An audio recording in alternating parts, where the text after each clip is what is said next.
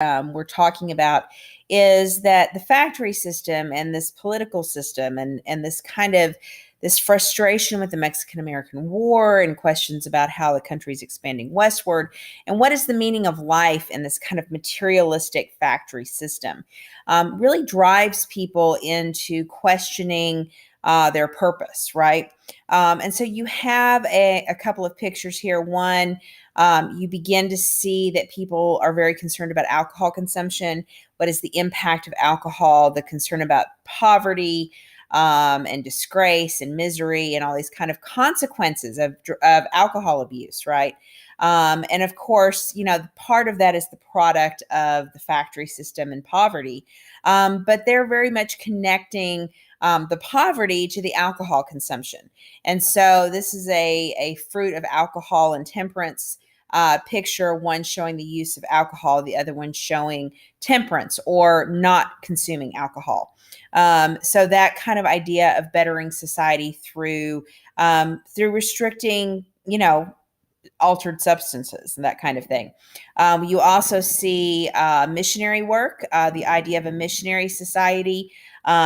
Spreading Christianity becomes very popular in the mid 1800s. This is part of why we'll have a missionary presence in Hawaii, for example. And so you definitely see that the Second Great Awakening helps propel this missionary effort, trying to make the world a better place, right? So not just bettering the United States, but the world in general, and trying to reach out to Native American populations and African Americans and that kind of thing. If you look, you've got a kind of a part of a sermon from the revivalist Charles Finney.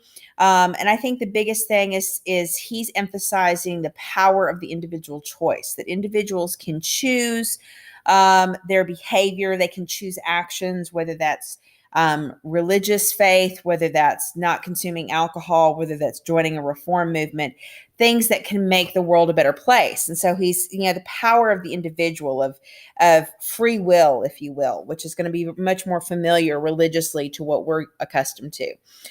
David Walker's appeal to colored citizens of the world. This is perhaps one of my most favorite primary source documents because in it he really condemns slavery. He condemns the abuse of African Americans and of Black Americans, and makes no bones about the abuse of the capitalistic system that has chewed up African Americans and made them a permanent second class.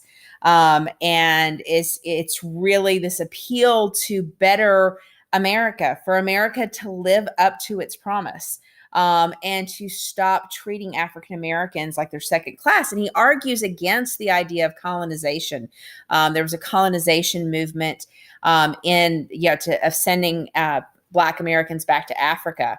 And he says, no, why would we want to do that? We've our blood and our sweat are in this land. So really kind of staking a claim and kind of trying to ask, we've invested in this country, so we want to better this country. We've worked this hard, so let us continue to work hard for it. William Lloyd Garrison speaks along the same lines in the sense of he's talking about immediate emancipation, ending slavery. Of course, William Lloyd Garrison is a white man. He's making this appeal largely based on kind of the principles of the Declaration of Independence. So you see him kind of making that call, as far as, so if you look at, bettering America, you have David Walker appealing to, relying on the investment of African Americans to expand and make the world a better place, and to basically confound the economic circumstances of slavery, whereas William Lloyd Garrison very much has this more philosophical and moral argument.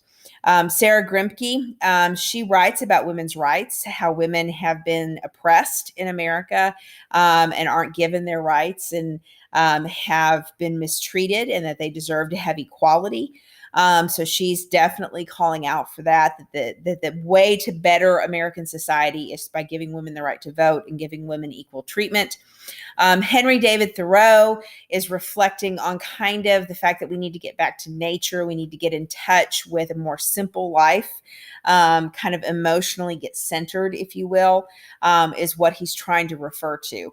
And so you have, all of these different ways in which we're trying to expand and make the United States better, right? It's undergoing all this political and economic change, and yet you've got profound social problems, and how do we fix those?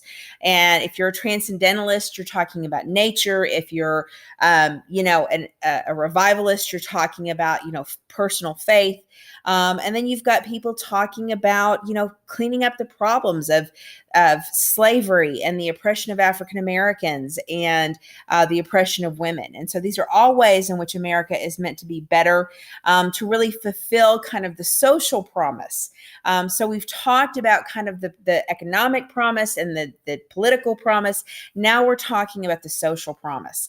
And that's what the religion and reform is all about.